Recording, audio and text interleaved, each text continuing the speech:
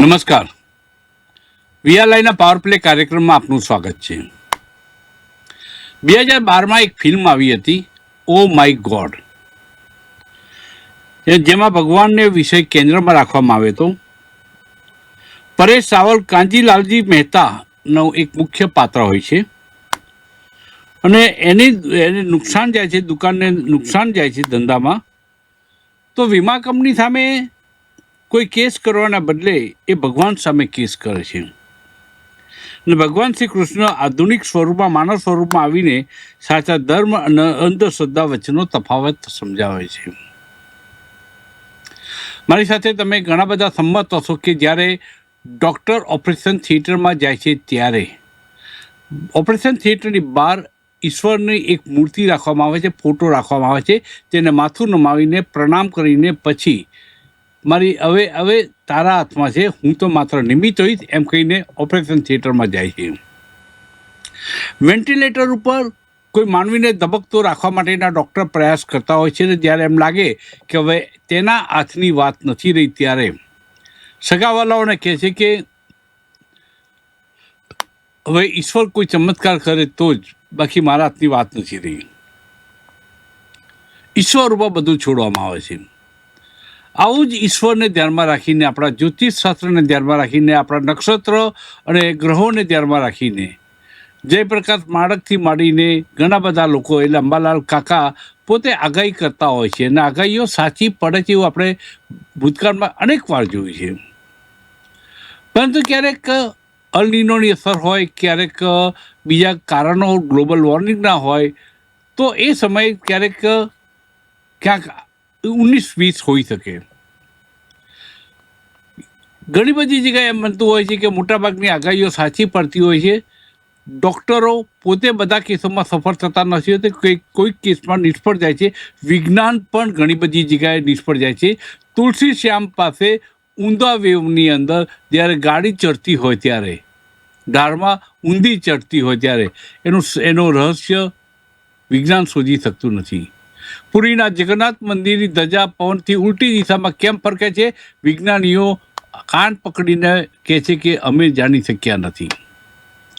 ઘણા બધા રહસ્યો આ દુનિયામાં છે, આ કુદરતે સર્જેલા રહસ્યો છે અને છતાં એનો તાણાવાણા ઉકેલીને જ્યારે કોઈ જ્યોતિષશાસ્ત્રનો અભ્યાસ પોતાની વાતને રજૂ કરે તો જયપ્રકાશ માળક હોય કે અંબાલાલ કાકા હોય, આગાહી કરવા માટે એક રૂપિયો પણ કોઈની પાસેથી લેતા નથી. લોકોના આ ઉપકાર માટે, લોકોના ભલા માટે, લોકોની માર્ગદર્શન માટે આ પ્રકારની આગાહીઓ કરતા હોય છે.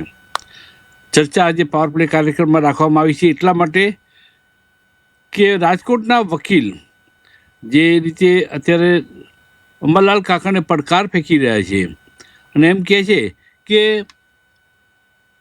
હું એમની સામે કેસ કરીશ, એમની આગાહીઓ ખોટી થઈ છે, ત્યારે અંબાલાલ કાકાએ કીધું કે જો આ પ્રકારની હવે હું કદીક આગાહી નહીં કરું, રિસાઈને બેસી ગયા છે. પૂર્વ નાયબ મુખ્યમંત્રી નીતિનભાઈ પટેલ તેમના ટેકામાં આવી ગયા છે. તેવા ઘણા બધા લોકો અંબાલાલ કાકાને ઓળખે છે. ઓલિયા જેવો માણસ છે અને એની સામે આવા પડકારો જો કોઈ કરતું હોય તો તેને એ કોઈને પસંદ ના પડે. આ ચર્ચા આજે પાવર પ્લે કાર્યક્રમમાં રાખવામાં આવી છે અને કાર્યક્રમમાં આપણી સાથે ભાગ લઈ રહ્યા છે doctor Mehul Vasani. Science base પોતાની આગાહીઓ કરતા હોય છે, એ જ્યોતિષશાસ્ત્રના આધારે કરતા નથી હોતા. એ રીતે પરસોત્તમભાઈ પીપળિયા આપણી સાથે સામાજિક આગેવાન આપણી સાથે જોડાયા છે, જાગૃત આગેવાન તરીકે જોડાયા છે. આપણી સાથે જયપ્રકાશ માળકજી પણ જોડાયા છે, જેઓ જ્યોતિષશાસ્ત્રના ગહન અભ્યાસુ છે. અને જ્યારે મને બરાબર યાદ છે કે 26મી જાન્યુઆરીએ ભૂકંપ આવશે એની આગાહી કરી ત્યારે બધાએ હસવામાં લઈ લીધી હતી, ગંભીરતાથી લીધી નહોતી. અને 26મી જાન્યુઆરીએ જ્યારે તબાહી મચાવી ત્યારે જયપ્રકાશ માળકને લોકો યાદ કરીને તેમને કહેવા મળ્યા કે તમે સાચા પડ્યા છો, આવું કોઈએ કલ્પના પણ નહોતી કરી. એ ખેડૂત આગેવાન તરીકે મહેશ ચોડવડિયા પણ આપણી સાથે જોડાયા છે. ચારે મહાનુભાવોનું સ્વાગત કરું છું પાવર પ્લે કાર્યક્રમમાં. સૌથી પહેલાં જયપ્રકાશજી પાસે આવીશ, કારણ કે તેઓ પણ જ્યોતિષશાસ્ત્રના અભ્યાસુ છે. અંબાલાલ કાકાને ચેલેન્જ કરી છે વિજ્ઞાન જાથાએ અને કીધું છે કે તમારી આગાહી ખોટી થવા બદલ અમે કેસ કરીશું. કેટલાક લોકોને સસ્તી પબ્લિસિટી લેવાનો શોખ હોય છે. આમ ન આવે લોકોની ધ્યાનમાં. પબ્લિસિટી લેવા માટે આ પ્રકારના હવા ત્યાં મારતા હોય છે. એમાંનો એક વિજ્ઞાન જાથા છે એમ ઘણા લોકોએ આજે સોશિયલ મીડિયામાં આક્ષેપો કર્યા છે. આપ શું માનો છો જયપ્રકાશજી? આજે બપોરે મારે અમુક ચેનલોમાંથી ફોનો લેવા માટે કે ભાઈ જયંતભાઈ પંડ્યા એવું કહે છે કે મેં કહ્યું કે શું કહે છે, તમારો ઓપિનિયન શું છે, મારો માગ્યો એટલે મેં શું કહે છે, તો મને કહ્યું કે એમ કે છે કે કોઈ યંત્રો નથી હોતા જ્યોતિષીઓ પાસે અને એ આગાહીઓ કરે છે. એટલે મેં એના વિશે વિચાર્યું કે શું યંત્રો જરૂરી છે? કારણ કે આ સદીના જે સૌથી મોટા વૈજ્ઞાનિક છે આઈન્સ્ટાઈન, એમણે જે સાપેક્ષવાદની શોધ કરી એ માત્ર કાગળ અને પેનની મદદથી કરેલી. એમણે સમીકરણો બનાવ્યા અને પોતાની શોધ છે એ રિલેટિવિટી એ જગત સમક્ષ જાહેર કરી. એમાં કશું જ પ્રયોગ થઈ શકે એવું નહોતું, કારણ કે પ્રકાશથી પણ વધુ જ્યારે ઝડપ હોય છે ત્યારે શું થાય છે એ કેમ ગોતું? કારણ કે પ્રકાશથી વધારે ઝડપ તો શક્ય જ નથી. એટલે આઈન્સ્ટાઈને માત્ર પોતાની થિયરી રજૂ કરી દીધી, એ આખી દુનિયાએ સ્વીકારીને હવે એના ઉપર પ્રયોગો થાય છે ને એમાં આઈન્સ્ટાઈન સાચા ઠરે છે. એ કોઈ પ્રયોગશાળામાં ગયા નહોતા, માત્ર મગજથી એમણે આ થિયરીની શોધ કરી છે. તો માત્ર મગજથી પણ વગર યંત્રએ હું એમ માનું છું શોધ કરી શકાય છે. આપણા ઋષિ મુનિઓએ આ વારના નામ પાડ્યા, બુધ, ગુરુ, શુક્ર, શનિ. તો એ વખતે તો ટેલિસ્કોપ હતું નહીં. એ તો ગેલેલિયોએ લગભગ 16મી સદીમાં શોધ્યું. તો આ વાર તો પહેલેથી ચાલ્યા આવે છે, આપણું જે પંચાંગ છે ભારતીય. તો આ ઋષિઓને કઈ રીતે આ ગ્રહોની ખબર પડી હશે? એ માત્ર બુદ્ધિથી જ ખબર પડી હશે? તો એવું નથી કે યંત્રો જોઈએ. અમે પંચાંગ બધા રાખીએ ઘરે અને પંચાંગમાં લખ્યું હોય કે આ તારીખે ગ્રહણ થશે, આ સમયે ગ્રહણ થશે, પ્રારંભ થશે, આ સમયે ગ્રહણ મધ્ય થશે અને આ સમયે ગ્રહણ છૂટશે, એટલે બધાએ નાઈ લેવું. હવે એ કોઈ યંત્ર તો છે નહીં. તમે કોઈ પણ ગોરદાદાને પૂછો એટલે માત્ર પંચાંગ જોઈને તમને કહી આપે ને એ ખોટું નથી પાછું. અને એ વખતે બીજા કોઈ સાધનો નહોતા, પણ કેટલાક શ્લોક એવા છે કે દરિયામાં ક્યારે ભરતી આવે, ક્યારે ઓટ આવે, ક્યારે ગ્રહણ થાય, ક્યારે ગ્રહણ છૂટે, એની ગણતરી માત્ર મોઢેથી આ બધા કરતા બ્રાહ્મણો. તો કહેવાનું તાત્પર્ય એ છે કે યંત્રોનો આગ્રહ ન રાખવો જોઈએ. અનુભવને આધારે કોઈ આવી આગાહી કરતું હોય. જયપ્રકાશજી, આપ માનો છો કે જ્યોતિષશાસ્ત્ર ખુદ એક વિજ્ઞાન છે, એમ માનો છો આપ? જી, એ વિજ્ઞાન છે, કારણ કે એને નિરીક્ષણને આધારે એના નિયમો બનાવેલા છે. દાખલા તરીકે સૂર્યો પવન વાયવ્ય દિશા, એટલે 1-2 દીમાં જોરદાર વરસાદ આવે. હવે એ નિરીક્ષણ ખેડૂત કરતા જ હોય. હવે એમાં વિજ્ઞાન શું છે એને ખબર નથી, પણ બંગાળની ખાડીમાં બદલી વાક્યો પણ આ પ્રકારના ખેડૂતો પાસે એનો અભ્યાસ હોય છે. હું ડૉક્ટર મેહુલભાઈ પાસે આવું છું, મેહુલભાઈ વાસાની પાસે. મેહુલભાઈ, મંગળ ગ્રહ રાતો છે એ વૈજ્ઞાનિકોએ શોધ્યું એ પહેલાં આપણા ઋષિ મુનિઓ આ વાતને કહેતા હતા કે મંગળ ગ્રહ રાતો છે. શનિ ગ્રહની આજુબાજુ વલયો છે એ આપણા ઋષિ મુનિઓએ, પૂર્વજોએ અહીં જેમ પૃથ્વી પર બેઠા બેઠા એક એકાગ્રતા રાખીને ધ્યાન ધરીને તેમણે કહ્યું હતું. આપણા શાસ્ત્રોમાં ઉલ્લેખ છે. આ વાત આજકાલમાં ઊભી થયેલી વાત નથી. આપ હવામાન વિભાગના નિષ્ણાત છો, વિજ્ઞાનના આધારે આગાહી કરો છો. 100માંથી 100 આગાહીઓ હવામાન ખાતાની સાચી પડતી હોય છે ખરી? એ તમે પોતે એક હવામાન નિષ્ણાત છો, એટલે હવામાન વિભાગ આપણું સરકારનું છે, એક દાવો કરી શકે કે 100માંથી 100 આગાહી સાચી પડે? અને આગાહીઓ જ્યોતિષશાસ્ત્રના આધારે કરવામાં આવે છે.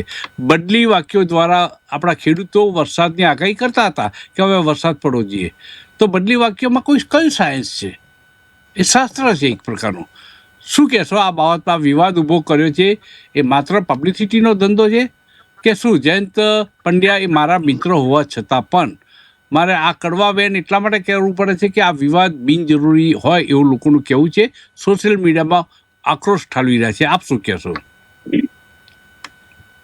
જી પદ્મકાંતભાઈ, મારું વ્યક્તિગત તમને જવાબ આપું તો એમાં એવું છે કે હું ભલે શૈક્ષણિક રીતે વિજ્ઞાનની રીતે મેં ડિગ્રી લીધેલી છે કૃષિ હવામાન શાસ્ત્રમાં, પરંતુ જ્યારે હવામાન વિભાગ જ્યારે આગાહી કરે છે અને સાથે સાથે એનો અભ્યાસ કરે છે તો ઘણી વખતે એ સાચી પડતી હોય છે, પણ સાથે સાથે એમાં પણ ઘણી વખત ખોટી પડતી હોય છે. તો હું વિજ્ઞાનનો માણસ હોવા છતાં સાથે સાથે હું જ્યારથી મને આ જ્યોતિષશાસ્ત્ર કે બીજા બધા આપણા ગ્રહની આધારે જે આપણે એનો અભ્યાસ કરવાનો થાય છે, તો મને જ્યારથી રસ પડ્યો છે તો એ પણ આ જે જ્યોતિષશાસ્ત્ર છે એ પણ જરૂરી છે. એ આપણે વિરોધી નથી, હું વ્યક્તિગત રીતે એનો વિરોધી નથી, પરંતુ આપણે આજના સમયે અને આજના વિજ્ઞાનના યુગમાં આપણે વિજ્ઞાનની સાથે સાથે જો ગ્રહોની પરિસ્થિતિ ધ્યાનમાં રાખીએ અથવા તો નક્ષત્રની પરિસ્થિતિને ધ્યાનમાં રાખીએ તો એ બંને એકબીજાના પૂરક કહેવાય. મારા મત મુજબ વિજ્ઞાન અને આપણું જે પરંપરાગત જ્ઞાન છે એ એકબીજાના પૂરક છે. તો મતલબ કે પર્યાય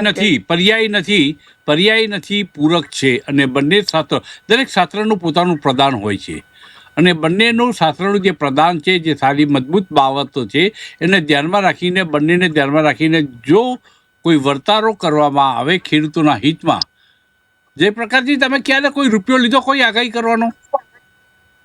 કોઈ દિવસ નહીં. અને પ્રોફેશનલ તો એમનો કોઈ સ્વાર્થ નથી. ખેડૂતોના હિતમાં કેટલીક વાતો કરવી પડે છે.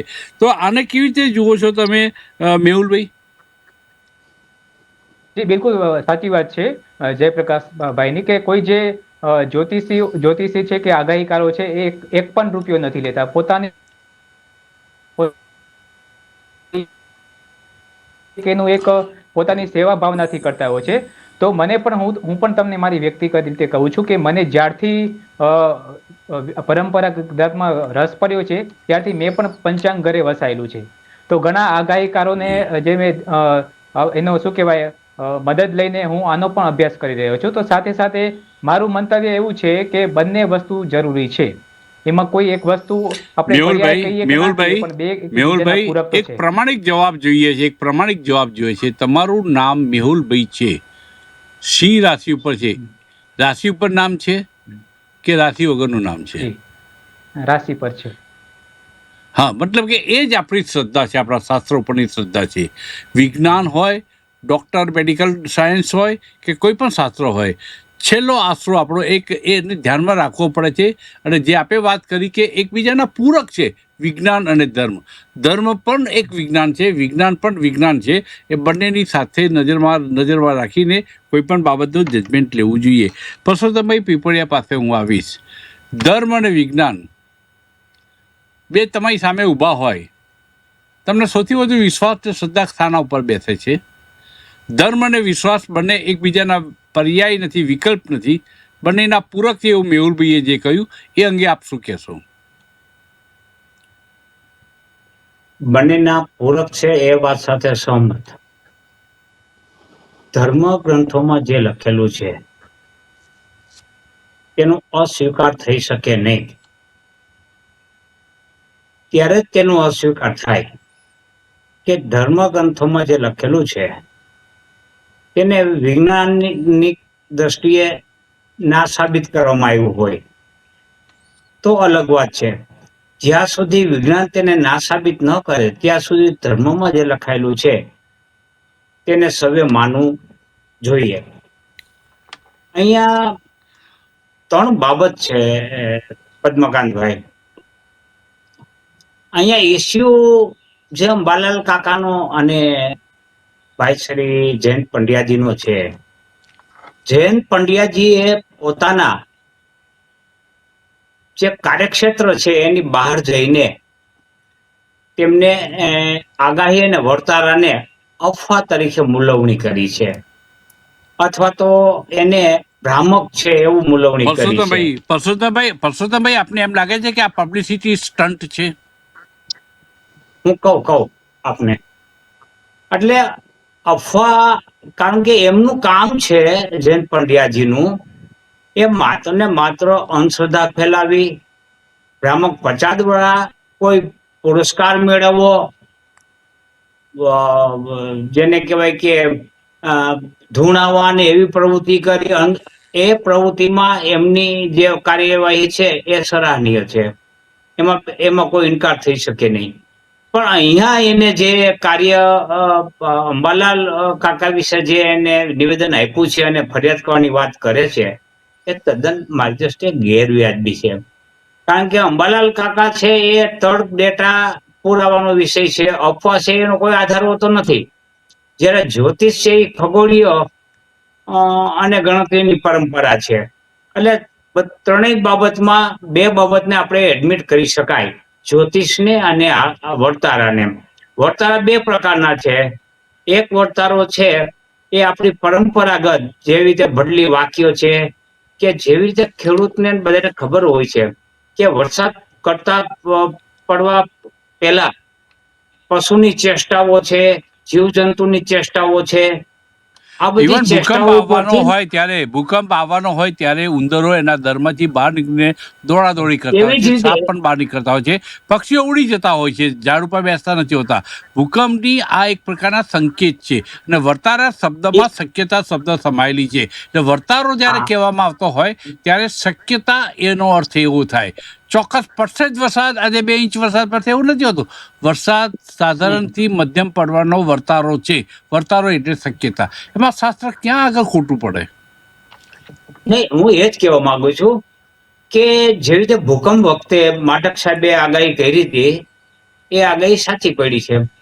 એમ ભૂકંપ વખતે જેવી રીતે પ્રાણીઓમાં એમની અસરો દેખાય છે, એવી રીતે વરસાદમાં પણ દેખાય છે. ગાયનું આભ તરફ મોઢું રાખીને ભાંભરવું, કીડીનું કીડિયાળું લઈને પોતાના નિવાસ તરફ જવું, આ બધી બાબતો છે. જીવજંતુઓનું બહાર આવવું, આ બધી બાબતો એ વરસાદની આગાહી સ્વરૂપે છે. પછી પરસોત્તમભાઈ, પવનની બીજી એક વાત દિશાઓની બધી તમારા બધી ધ્યાન ઉપર વાક્યમાં મૂકો. છે જ. જી, તમારા ધ્યાન ઉપર બીજી વખત કહું કે જ્યારે યુદ્ધ વિરામની સંધિ ટ્રમ્પ અને એટલે અમેરિકા અને ઈરાન વચ્ચે થઈ ગઈ હતી, બધાએ હાશકાર અનુભવ્યો કે હવે યુદ્ધ પતી ગયું. ત્યારે જયપ્રકાશજીએ ડંકે કી ચોટ ઉપર કહ્યું હતું કે આ છેતરામણી છે, યુદ્ધ વિરામ ચોક્કસપણે યુદ્ધ ફરી ફાટી નીકળશે ને ભયાનક કરશે, અને પાણીમાં આગ લાગશે. એ પ્રકારનું યુદ્ધ એટલે પાણીમાં એટલે પેટ્રોલિયમ પ્રોડક્ટ જ્યાં થાય છે, જ્યાં આગળ ક્રૂડ નીકળે છે, ત્યાં આગળ અત્યારે યુદ્ધ ચાલી રહ્યું છે. જયપ્રકાશજીને ત્યારે કોઈ માનવા તૈયાર ન થાય, એ સ્વાભાવિક છે, એમાં એમનો વાંક નથી, કોઈનો વાંક નથી. પણ ત્યારે એમને એમ કહ્યું હતું કે યુદ્ધ ફરી ફાટી નીકળશે, મહાભયંકર યુદ્ધ ફાટી જશે. જયપ્રકાશજી, હું સાચો છું? આપ કહ્યું હતું આ? જી, મેં કહેલું કે આ ડીલ લાંબી નહીં ટકે. અને બીજું કે હોર્મુઝ સ્ટ્રેટ છે, એ હોર્મુઝ સ્ટ્રેટ છે આગામી વિશ્વ યુદ્ધનું કદાચ કેન્દ્ર બની રહે. જી, દરિયાની હું ખેડૂત છાતી ઉપર આગેવાન, રણ લડાય. જી, ખેડૂત આગેવાન તરીકે મહેશભાઈ પાસે આવીશ કે અંબાલાલ કાકાને એટલે આ ખેડૂતોને અનેક સેવાઓ કરી છે. કૃષિ ક્ષેત્રે કરેલી એમની આગાહીઓ ખેડૂતોને બરબાદ થતા રોક્યા છે અને ઘણી વખત માર્ગદર્શન આપ્યું છે. એ વાત સોઈએ સ્વીકારવી પડે. છતાં અંબાલાલ કાકાને કોઈ પણ કારણ વિના માત્ર ચેલેન્જ કરવા માટે આવે, આને પબ્લિસિટી સ્ટન્ટ માનો છો આપ કે શું કહો છો? પહેલા તો ખૂબ ખૂબ આભાર સાહેબ કે આપે જે વરિષ્ઠ અત્યારે વર્ષોથી ખેડૂતો માટે આશીર્વાદરૂપ સમાન જે આગાહીકારો, એમાં પછી આંબાલાલ કાકા હોય કે પછી આપણે પરેશભાઈ ગોસ્વામી હોય કે જયપ્રકાશ માઢક સાહેબ હોય, એની આગાહીને અનુસરીને સાહેબ અમે કામનું આયોજન કરતા હોય છે ખેતીવાડીના. અને હવામાન વિભાગ તો છે જ સાહેબ, નો ડાઉટ. પરંતુ આ લોકો, અને સાહેબ વાત કરું તો હું આ પહેલા કઈ આજથી 25-30 વર્ષ પહેલા હું વિજ્ઞાન હતું, 35 વર્ષ પહેલા, તો આ તો અમારા બાપ દાદા ઋષિ મુનિઓ વખતથી સાહેબ આ વર્તારો કાઢતા હોય, ગ્રહ શાસ્ત્રના આધારે વર્તારો કાઢતા હોય છે. અખાત્રીજનો પવન, હોળીની જવાળા કઈ બાજુ જાય છે. અને સાહેબ આ તો હવે આવ્યું. બાકી અમારે તો હજી ગામડાની અંદર ખીયર પટોળું, જેને શુદ્ધ ગુજરાતીમાં કહો તો ખીયર પટોળું ગોર વાંચન કરતા હોય છે. એમાં ખેડૂતો બધા ખીયર પટોળું સાંભળવા જતા હોય સાહેબ. તો એ તો તમને કહું કયા મહિનામાં હોય. તો ત્યારે આને હું અંધશ્રદ્ધા માનવાની તો બધે અંધશ્રદ્ધા નહીં. આ ભૂત ભુવન ડાકલાન તાંત્રિક સુધી સીમિત છે એ વાત આપણે માનીએ છીએ, કે એવા કોઈ લેભાગુઓ લૂંટ કરતા હોય, ધૂણાવતા હોય અને એનો પંડ્યા સાહેબ બંધ કરાવે તો એ હજી વ્યાજબી છે. પરંતુ આ વરિષ્ઠ બધી રીતે તારણ કાઢીને અને વર્તારો કાઢીને સાહેબ આગાહી કરતા હોય તો એવું નથી કે સચોટ વિજ્ઞાન હોય, વિજ્ઞાનનું પણ ક્યારેક ખોટું પડતું હોય છે. તો સાહેબ આ તો પરેશભાઈ ગોસ્વામીની આગાહીને અમે અનુસરીએ, આંબાલાલ કાકાની આગાહીને અનુસરીએ તો સાહેબ એની આગાહી 90% તો સાચી હોય છે. એ તમામ તારણ કાઢતા હોય છે. વિજ્ઞાન જે વર્ષા વિજ્ઞાન આગાહી કરતું હોય છે એમાંથી પણ એ અવલોકન કરીને કાંઈક ને કાંઈક અમને પીરસતા હોય છે અને અમે એને જોઈ અને સાહેબ અતિવૃષ્ટિ થાય, અનાવૃષ્ટિ થાય કે કમોસમી વરસાદ થાય તો ત્યારે 8-8 દિવસ અગાઉ અમને સચેત કરી દે, જેથી કરીને સાહેબ અમે કામનું આયોજન કરી શકીએ. અમારો ઘાસચારો વાંચવીએ કે અમારી મગફળી કાઢવાની હોય તો એ પ્રમાણે કામનું આયોજન કરતા હોય.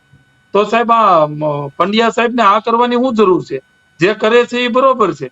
આ જો આવી રીતે ફરિયાદ કરવા સુધીની વાતો કરે છે તો સાહેબ ગુજરાતના લાખો ખેડૂતો આંબાલાલ કાકાની સાથે ઉભા છે. આ ખોટું છે, એનું તદ્દન ખોટું છે અને આ તો એક પબ્લિસિટી એટલે સ્ટન્ટ છે, મને જયંત તો એવું લાગે છે. પંડ્યા અંધશ્રદ્ધા, જયંત પંડ્યા અંધશ્રદ્ધા અને અંધશ્રદ્ધાના નામે જે લૂંટારૂ પદ્ધતિ કરે છે એને પડકાર આપવા માટે જે કામગીરી કરે છે એને આપણે આવકારીએ છીએ, સરાહનીય છે. પરંતુ જ્યોતિષ શાસ્ત્રને ચેલેન્જ કરવી, પડકાર આપવો એ કોઈ રીતે યોગ્ય નથી એમ ખેડૂતો માને છે, એમ આપણું કહેવું છે. જે પ્રકારથી જ્યોતિષ શાસ્ત્ર એમાં અનેક બધી પદ્ધતિઓ છે. વરસાદની આગાહી કરવા માટેની પદ્ધતિઓ નોખી છે. જેમ મેં વાત કરી બદલી વાક્યો છે, જેમ વાત કરી કે હોળીની જ્વાળાઓ, જે ભાઈએ વાત કરી હોળીની જ્વાળાઓ કઈ દિશામાં જઈ રહી છે એના આધારે થાય. ઇવન ભૂકંપ વખતે જે વાત કરી પરસોત્તમભાઈએ કે ગાય ભાંભરે આકાશ સામું જોઈને, એટલે ભૂકંપની શક્યતા, કોઈક આપત્તિની સંકેતો તે આપે છે. આવી ઘણી બધી પદ્ધતિ છે. આપણા શાસ્ત્રમાં ઘણું બધું ભંડારેલું છે આ પ્રકારનું. અને નાસ્ટ્રોડોમને આપણે અહીંયા ખભે ઉછીને ફરીએ અને આપણા ખેડૂતો માટેની આગાહીઓ કરનારને આપણે આવી રીતે ધૂતકારી કાઢીએ, આવી રીતે તમે એને બદનામ કરવામાં આવે, કેટલા અંશે યોગ્ય છે? આપ શું માનો છો કે આ નાસ્ટ્રોડોમને ઉચકીને ફરવાની પેઢી શું આપણું શાસ્ત્રને નથી સ્વીકારતું? ઇંગ્લેન્ડ કેટલું બધું વિકસિત રાષ્ટ્ર છે, છતાં એની પરંપરાઓને હજી ભૂલ્યું નથી. ત્યાં હજુ રાજા છે, રાણી છે, બીજી પરંપરાઓ છે અને આપણે આપણી પરંપરાઓને ભૂલી જવાની ભાઈ. ભલે વિજ્ઞાન છે પણ વિજ્ઞાનની સાથે જેમ ઇંગ્લેન્ડમાં પરંપરાઓનો સ્વીકાર છે એમ અહીંયા પણ હોવો જોઈએ એમ હું માનું છું. અને નિરીક્ષણને આધારે પણ સંશોધન થતું હોય છે. એમાં કોઈ વૈજ્ઞાનિક સાધનોની જરૂર નથી, પદ્ધતિની જરૂર નથી, માત્ર નિરીક્ષણ. ન્યૂટને જોયું કે સફરજન નીચે પડે છે, 1 વાર પડ્યું, 2 વાર પડ્યું, એને જોયું દરેક વસ્તુ નીચે પડે છે. તો આ નિરીક્ષણોને આધારે એને પછી નિયમ શોધી કાઢ્યો કે આમાં કઈ ગુરુત્વાકર્ષણ જેવું કામ કરે છે, એને ગુરુત્વાકર્ષણ નામ આપ્યું. તો ગુરુત્વાકર્ષણનો નિયમ તો છે જ અત્યારે. ગુરુત્વાકર્ષણને પકડી નથી શકાતું હજી. એનો કણ ગ્રેવિટોન પકડાણો નથી. પ્રકાશનો કણ ફોટોન પકડી શકાય છે, ગ્રેવિટોન હજી પકડાણો પણ નથી, છતાં ગુરુત્વાકર્ષણ છે અને એ નિરીક્ષણને આધારે જ ચાલ્યું. એમ ખેડૂત નિરીક્ષણ કરે કે સળી પવન આવે, આ બાજુથી સૂર્ય પવન આવે એટલે વરસાદ આવે, તો ચંદ્ર ફરતે કુંડાળું હોય તો વરસાદ આવે. અમે પંચાંગમાં જોઈને કહીએ, અમને પૂછવા આવે બધા કે ભાઈ આ શું વરસાદ કેવો છે, એટલે અમે જોઈને કહીએ કે ભાઈ ગુરુ શુક્ર યુતિ છે, બુધ ગુરુ યુતિ છે, તો વરસાદની શક્યતા છે. તો અમે તો પંચાંગને આધારે કરીએ છીએ. પંચાંગ ઉપર તો કોઈ પ્રતિબંધ છે નહીં, વર્ષોથી ચાલે છે. તો અમારું તો બધું એને આધારે ચાલતું હોય છે. જી સાહેબ, બિલકુલ સાચી વાત છે કે શાસ્ત્રોના આધારે કોઈ પણ જાતનું આગાહી કે વર્તારો કરવામાં આવે તેમાં કોઈને નુકસાન કરવાનો ઈરાદો નથી હોતો, કોઈને નુકસાન કરવાની ભાવના નથી હોતી. અને વિજ્ઞાનની આગાહીઓ પણ ઘણી બધી સાચી ખોટી પડતી હોય છે. માટે આખું શાસ્ત્ર ખરાબ છે. માની લો કે સચિન તેંડુલકર અથવા તો વિરાટ કોહલી 2-3 ઇનિંગમાં 0માં આઉટ થઈ જાય એટલે બેટ્સમેન મટી નથી જતા. મેહુલભાઈ, આગાહી વસ્તુ એવી છે, વિજ્ઞાન પણ ક્યારેક ગ્લોબલ વોર્મિંગના કારણે એની જજમેન્ટમાં ક્યાંક ખોટું પડે અથવા તો નબળું પડે, તો એના મતલબ એ તો નથી થતો કે આખું વિજ્ઞાન ખોટું છે. વિજ્ઞાનની સાથે જ્યોતિષશાસ્ત્ર એટલે વિજ્ઞાન પુરાવા માગે છે, જ્યોતિષશાસ્ત્ર અનુમાનના આધારે કરવામાં આવે છે, અનુભવના આધારે કરવામાં આવે છે, નિરીક્ષણના આધારે કરવામાં આવે છે. અને એમાં મોટાભાગની વાતો જ્યારે આપણા ખેડૂતો બદલી વાક્યથી માંડીને છાયા જ્યોતિષ પણ હોય છે, આ બધા પોતાના અનુભવના આધારે કરતા હોય છે. તો એમાંથી કોઈક વાત ખોટી પડી એટલે આખું જ શાસ્ત્ર છેતરામણું છે એવું કઈ રીતે કહી શકાય મેહુલભાઈ? એ બિલકુલ સાચી વાત છે. હું સહમત છું તમારી જોડે કે 1-2 વખત કે 3 વખત જ્યારે આપણે જ્યોતિષશાસ્ત્ર પ્રમાણે આગાહી ખોટી પડતી હોય છે તો આપણે એને બિલકુલ સાચું ખોટું છે એમ ના કહી શકીએ. તો હું મારી રીતે હમણાં આગળની વાત કરી ફરી પણ કહું કે મને જ્યારથી વ્યક્તિગત રીતે કહું તો અંબાલાલ કાકાના લગભગ 6 મહિનાથી હું કોન્ટેક્ટમાં છું. મને વૈજ્ઞાનિક રીતે બધી એની જે પ્રોસેસ છે હવામાનથી એ હું જાણું છું, પરંતુ મને પરંપરાગત નામ પણ જ્યારે રસ પડ્યો છે ત્યારથી મેં ઘરમાં પંચાંગ પણ વસાવ્યું છે. તો આજની તારીખમાં હું અંબાલાલ કાકા જોડે ડેલી સંપર્કમાં છું, હજી શીખું છું. એટલે આપણે ભલે વિજ્ઞાની માણસ હોઈએ પણ પરંપરાગત જેનો વિરોધ થઈ રહ્યો છે એમાં તો હું સહમત નથી. એના માટે તો જે છે એ જે આગાહીકારો પોતાનું કામ કરે છે એ પોતાની રીતે સારું કામ કરે છે, એના મારો વ્યક્તિગત રીતે કોઈ વિરોધ નથી. જી પદ્મકાંતભાઈ. પરસોત્તમભાઈ, ઘણી વખત એટલે કેટલીક બાબતો જે ઓબ્ઝર્વેશનથી હોય છે, નિરીક્ષણથી હોય છે, જયપ્રકાશજીએ કીધું. હું નાનો હતો ત્યારે મારી દાદી છે એને એક વખત મને એમ કહ્યું હતું, મને બરાબર યાદ છે, ત્યારે તો હું 11મા ધોરણમાં ભણતો હતો. મારી દાદીએ મને કહ્યું કે જો બેટા ચંદ્રની આસપાસ જે પાણીનું કુંડ દેખાય છે, વર્તુળ દેખાય છે ને પાણીનું કુંડાળું, એટલે ચોક્કસ 48 કલાકમાં વરસાદ પડશે. 11મા ધોરણમાં ભણતો હતો, આવી કોઈ ગતાગમ હતી નહીં અને દરેક વાતને હળવાશથી લેવાની એક ટેવ, આદત. અને 2 દિવસમાં વરસાદ પડે ત્યારે હું માની ગયો કે ના, આ શાસ્ત્ર કંઈક છે. ખેડૂતો પાસે આવા શાસ્ત્રીય જ્ઞાનનો ભંડાર છે. આપના કોઈ અનુભવ હોય આધારે આપ મને કહો કે શાસ્ત્રના આધારે તમને કહેવામાં આવેલી કોઈ વાત પહેલાં ન માની હોય અને પછી માનવી પડી હોય એવી કોઈ ઘટના હોય તો આપણને જણાવો. ના, આપણે કહ્યું સાચું છે કે ચંદ્રની એ આજુબાજુમાં જયારે કુંડાળું થઈ જાય અને એ કુંડાળું ઘટ બને એટલે વરસાદ આવવાના એંધાણ છે. પછી આભામાં જયારે કસ બંધાય ત્યારે વરસાદ આવવાના એંધાણ છે. એ જ રીતે મકોડા, પાંખવાળા મકોડા નીકળવાનું, આ બધી નજીકના વરસાદના એંધાણો છે.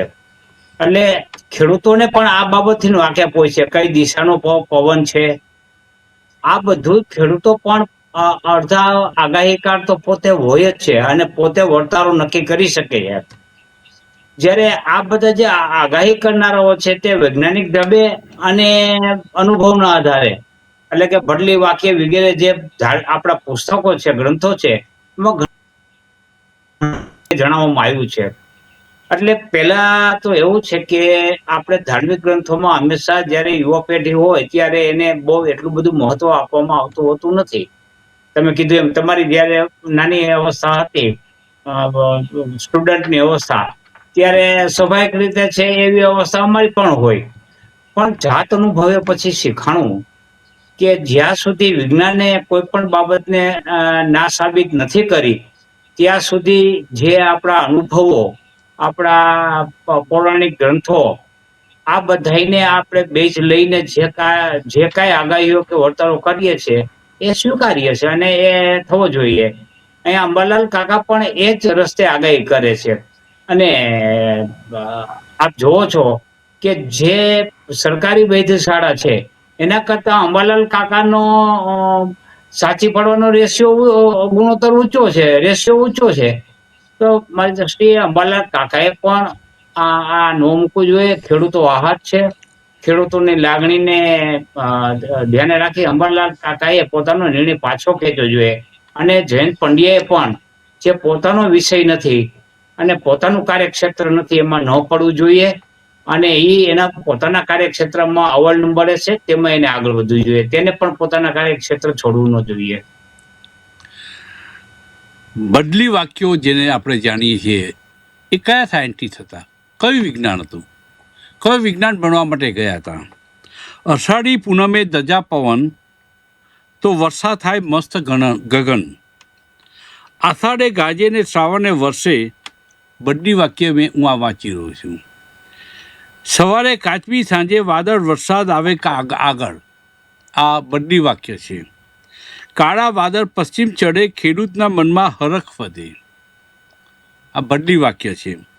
પૂર્વે વીજળી, પશ્ચિમે ગાજ, વરસાદ આવે આજ. જ્યાં પૂર્વમાં વીજળી થતી હોય અને પશ્ચિમમાં ગર્જનાઓ થતી હોય વાદળોની, ત્યાં સમજી લેવાનું કે વરસાદ આવે આજ. જયપ્રકાશજી, આપ તો જાણકાર હશો, એટલે હું બોલું છું, એમાં ક્યાંય ભૂલ થતી હોય, ત્રુટિ થતી હોય તો મને કહેજો. શ્રાવણે સુરત તપે તો ભાદરવે મેઘ જપે. અષાઢ સુદ બીજે વરસાદ, ખેડૂતના ઘરમાં આનંદ. રોહિણી તપે તો મૃગશીર્ષ વર્ષે, મૃગશીર્ષ તપે તો આદ્રા વર્ષે. આદ્રા ભીજાય તો વર્ષ સારું જાય, સ્વાતિ વર્ષે મોતી પાકે. આ પ્રકારની આ બદલી વાક્યો છે જે ઘણું બધું આપણે સંકેતો આપી દે છે, આપણને ઘણું બધું આપણે જ્ઞાન આપે છે, આપણને માર્ગદર્શન આપે છે. ખેડૂતોને ખાસ કરીને આ પ્રકારનું માર્ગદર્શન આપે છે. હું મહેશભાઈ પાસે આવીશ. અંબાલાલ કાકા માટે જે આક્ષેપ કરવામાં આવ્યો એમની સામે આંગળી ચીંધવામાં આવી, આક્ષેપ નહીં, આંગળી ચીંધવામાં આવી કે તમારી આગાહીઓ ખોટી પડે છે, તમારી સામે કેસ કરીશ. અંબાલાલ કાકાને કોઈ ફરક પડતો નથી, તો ચૂપ થઈ જશે. પાટલી જિંદગી જીવી રહ્યા છે, એમને કોઈ બીજો ખરાબ ઇન્ટરેસ્ટ પણ નથી.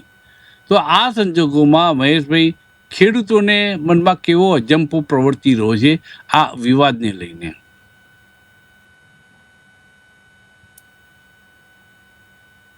કોઈ આ ખગોળશાસ્ત્રના આધારે આવી રીતે તારણ કાઢીને જે આગાહીકારો આગાહી કરે છે, એને પહેલી વાત તો એ કે એ હોય કે પરેશભાઈ ગોસ્વામી, જયપ્રકાશ માઢક, આવા ઘણા છે આગાહીકારો. એને કોઈ પહેલા તો સ્વાર્થ નથી સાહેબ, આમાં સ્વાર્થ તો કોઈ છે નહીં. તો જયંત પંડ્યા સાહેબે જે કરે છે એ કરવું જોઈએ. એ તો એક ફરિયાદ કરવાની વાતો થાય છે, આંગળી એક કરે, અમે લાખો આંગળી જયંત પંડ્યા સાહેબ ની સામે થાય સાહેબ.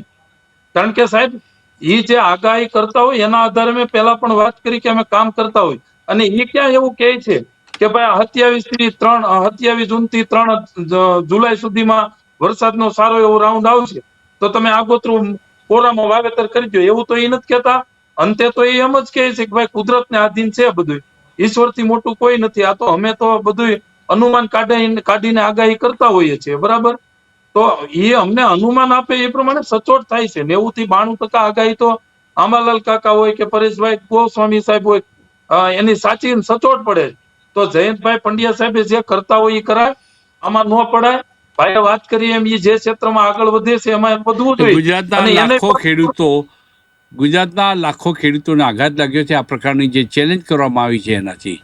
એ વાત સાચી છે. અને જયંત પંડ્યા જે અંધશ્રદ્ધા દૂર કરવાનું કામ કરે છે એને અમે આવકારીએ છીએ, પરંતુ અંબાલાલ કાકા, જયપ્રકાશજી જેવા જે શાસ્ત્રોક્ત જ્ઞાન ધરાવે, તો એમની સામે તમે આંગળી ચીંધશો તો બોલતા બંધ થાય. કદાચ તમે બંધ કરાવી શકશો, તો આપણું શાસ્ત્ર ક્યાંય ગુમ થઈ જશે. એ શાસ્ત્ર જે સાચવીને બેઠા છે, જે શાસ્ત્ર જાળવીને બેઠા છે, અભ્યાસ કરીને બેઠા છે, આપણને એનું જ્ઞાન પીસે છે, એ કદાચ લોપ થઈ જશે, એ ભય સતાવી રહ્યો છે. એટલે સબકો સન્મતિ દે ભગવાન. જયંત પંડ્યા માટે આ એક વાક્ય સાથે એ ચર્ચાનું સમાપન કરીએ છીએ. આ ત્યાંથી વાત પાવર પ્લે કાર્યક્રમમાં આવતીકાલે એક નવા વિષય સાથે ફરી મળીશું મિત્રો. ત્યાં સુધી રજા આપશો. નમસ્કાર.